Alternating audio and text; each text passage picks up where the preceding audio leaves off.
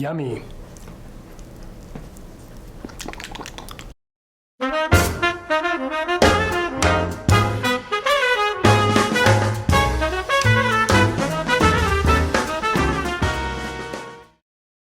Hey everyone, I'm the Saxophone Oracle. This week we're talking about licks. Yes, we're talking about licks.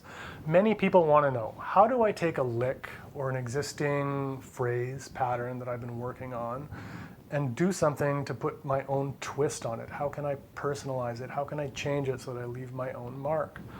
And this is a great question. What I'm going to do today is share with you 10 ideas about how we can go about this. There are way more than 10 ways that we can do this, but I think if we take these 10 ideas that I'm sharing today and you run with them, you're going to be well on your way to breathing life into some of the old stale patterns you've been playing. Today we'll be using a simple 2-5-1 lick. It goes like this.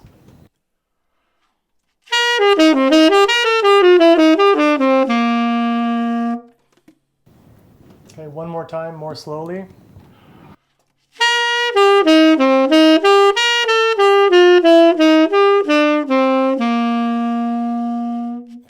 For each of the 10 ideas that I'm going to give you, I'm going to demonstrate 2 ways we can apply it or modify the lick. So in some cases, I'm going to do something different on the minor 7 chord. In some cases, I'm going to do something different on the 5-7 chord. In some cases, I'm going to modify the whole thing. At the end of the day, though, I've transcribed these. I'm putting them in PDF form on the website, www.thesaxophoneoracle.com. I encourage you to go there, download it, so you can look at them a little more in depth and see how I've applied each of these ideas that I'm presenting to you. And at the end of the day, you're going to have 20 new licks to work with, all for the low, low price of watching this little video. I've recorded all the demonstrations today using a backing track. I thought it was worthwhile to do so that each variation idea that I'm giving you can hear it in context, in a more musical context, what it'll sound like with an actual rhythm section. So before we go into the variations, let's hear just one more time the original lick with a backing track.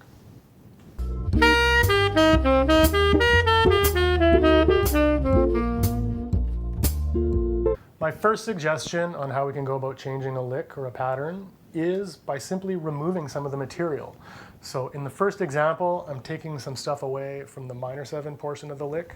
In the second example, I'm removing stuff from the 5 chord part of the lick. And this is what it sounds like.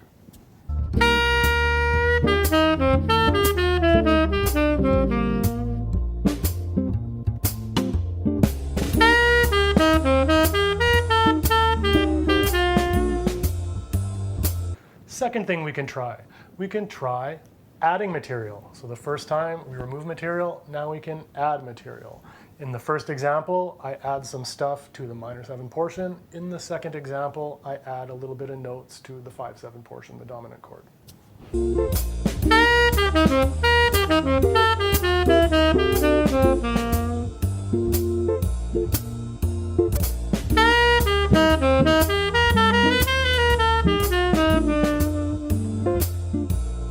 My third suggestion is that we can play with the resolution. So we can delay a resolution, or we could perhaps encircle or enclose specific chord tones or key notes. So in these examples, I'm playing around with the 3rd of the dominant chord. So the 3rd of the 5 chord. In the first example, I sort of delay the resolution to it. In the second example, I kind of encircle it or enclose it just to change the lick in that way.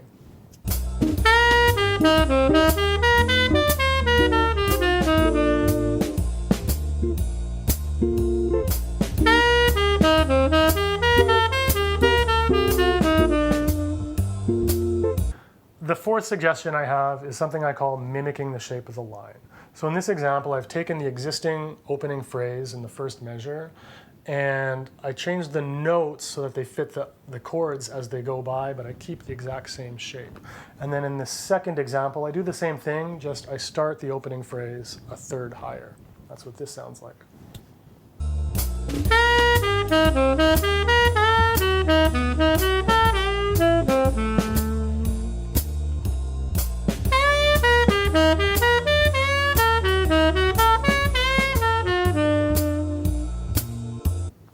The fifth way we can go about it. we can just add some simple embellishment, either adding a turn to the notes or putting a scoop or a glissando, whatever it is. So in the first example, I change what's happening on the minor chord a little bit. On the second example, I change what's happening on the 5 chord.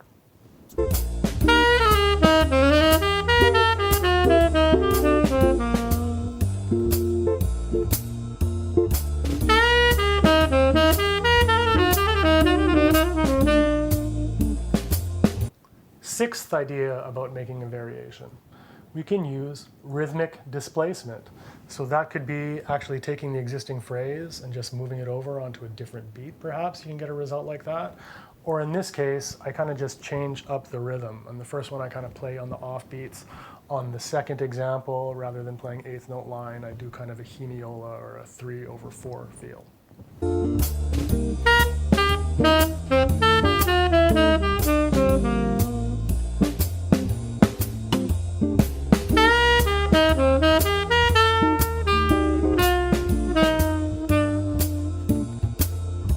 Number 7, I call this take one aspect and run with it.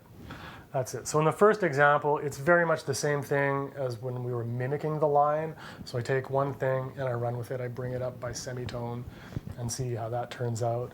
And then in the second one, I just take the opening rhythm I use and I put that rhythm in various places.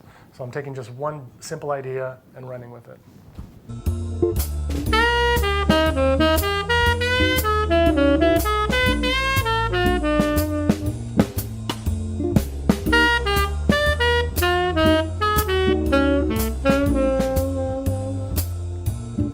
Number 8, invert the line. So the original line starts up high, goes down, and goes back up the arpeggio. So why not start at the bottom, go up and back down? So I've done that in 2 different ways.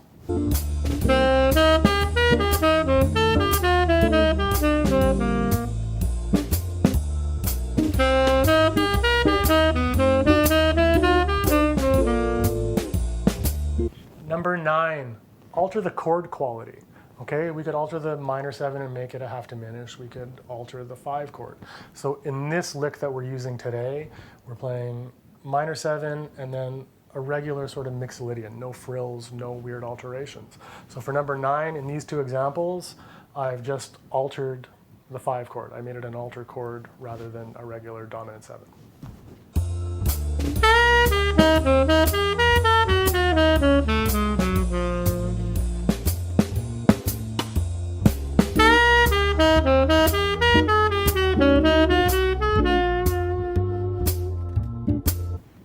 Number 10, the 10th and final idea, transpose it. Okay, we can use transposition and experiment with transposition. So in the first example, I just take the first 2 opening beats and I transpose it verbatim through different places that logically will resolve us to the 1 chord. And in the second example, I start the phrase a third higher than normal, but the second part, what happens over the 5 chord, I play it exactly as it was originally, just in a new key. In this case, a tritone away. So it's a perfect tritone substitution example.